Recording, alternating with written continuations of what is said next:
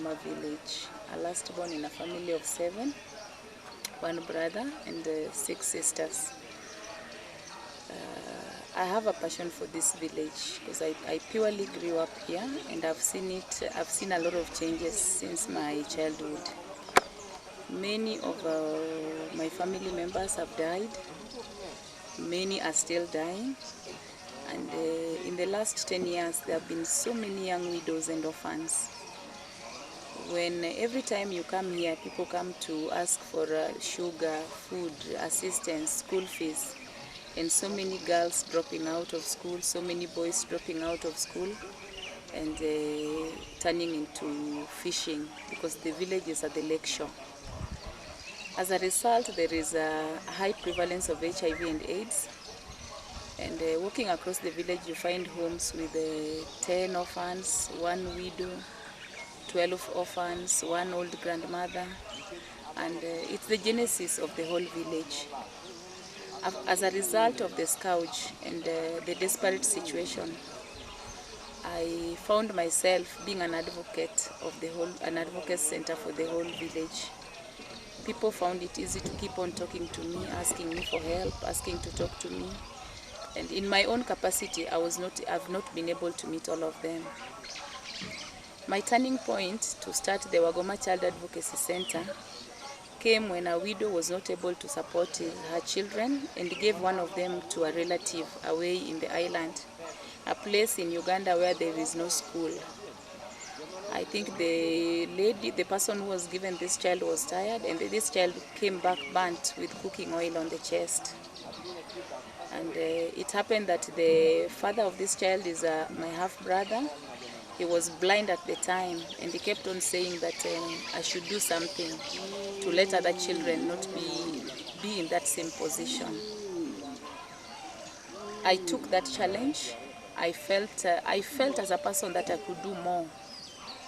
And I started the journey to starting the Wagoma Child Advocacy and Widows Program. It has not been easy. That was about 2 years ago. I started asking the villagers to donate land. Nobody was willing to donate his land. They were all doubtful. Then I started a small group with widows of 10 to start to go back to the farm, because even fish is perished. The village is perished. The fish is gone in the lake.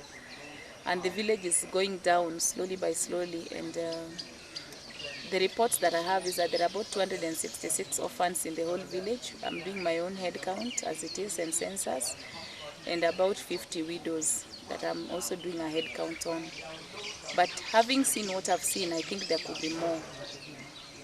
So the center is supposed to be purely a model that can change the mindset of the widows and help the orphans and bring them a new thing, something to build it in the future.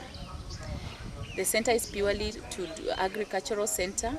The widows are supposed to have a food for work program and a center where the orphans can play. Those who have guardians will stay in their homesteads and we support their homesteads.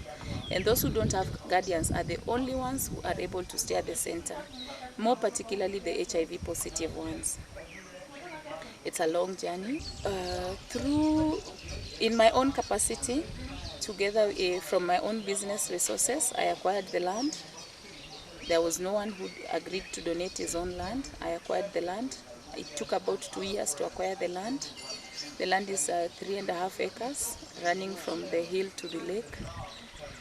And my dream for the center, it should be a center where the orphans can come and play, a center where they can come and feed, and the widows to have a structure where they can have a farming system, a greenhouse, vegetables, cabbages, tomatoes, that they can be able to sell and raise money so that they don't just become desperate and there is no income.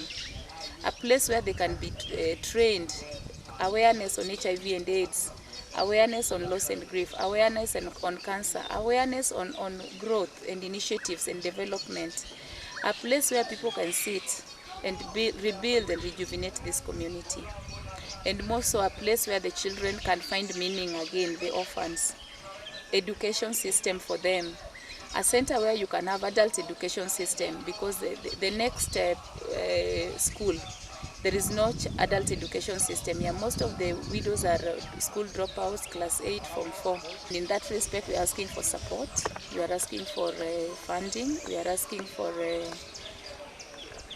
any sort of help that can make this center come through and be able to rebuild and rejuvenate this village and support the widows and orphans left in this perishing lakeshore village.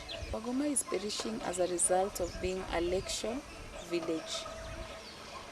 The men go fishing and the women have to hang about and wait for the fish for them to eat and sell. So there's high prevalence of HIV and AIDS. They call it jaboya, fish for sex. And the one man can have like 10 women.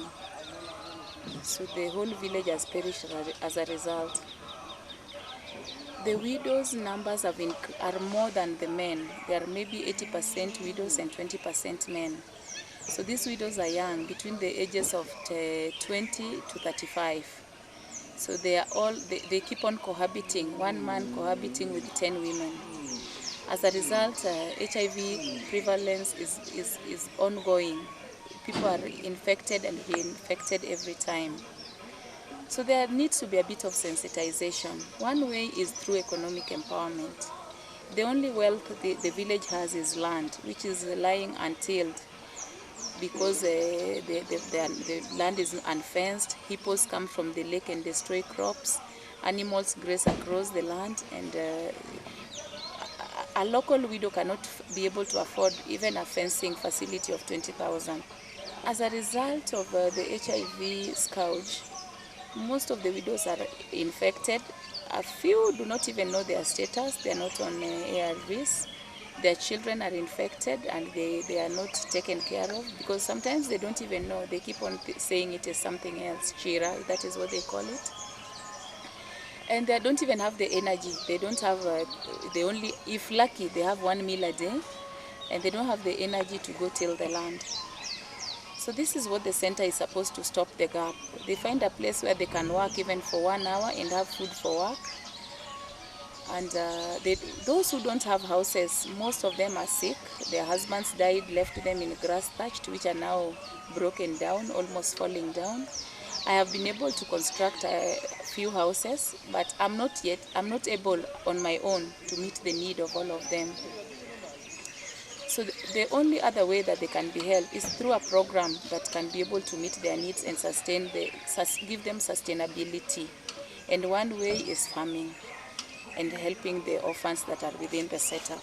My appeal, start up this center where we are able to support the orphans to go back to school. The school dropouts, which are many and are in the lake, that can have an adult education center and still be able to learn. To have a center where we can be able to show and be a model for agriculture. To have a place where the widows can come and share on loss and grief. And to have even simple structures for the widows so that they don't have houses where they are being rained on. And a system with that, and an orphan to have a meal a day, because a child who's on an empty stomach cannot be able to learn. My appeal from this moment is we need donations for dry food. And our medium term is to be able to till the land, have some greenhouses, be able to create new agricultural methods, and create a hall where the orphans can play, they can eat, a center where there can be even a nursery school so that the small children are not able to walk like 10 kilometers away to the next school, can be able to play and have education. Within the center, long term, an hospital set up, a VCT center, a center where there can be maternity, where the people do not, the ladies, the women do not give birth in the bushes. a center where you can find even a place where you can buy milk. They have to go 10 kilometers away for them to even find a packet of milk, a pencil. A place where the village can find meaning.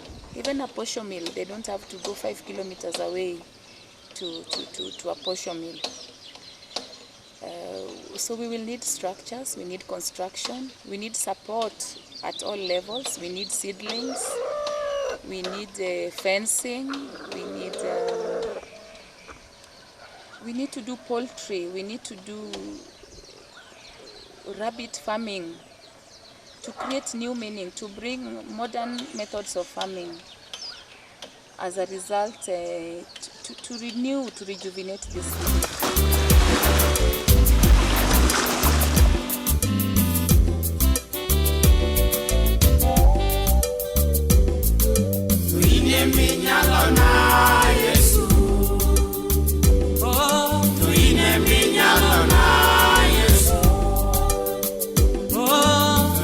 Minyalona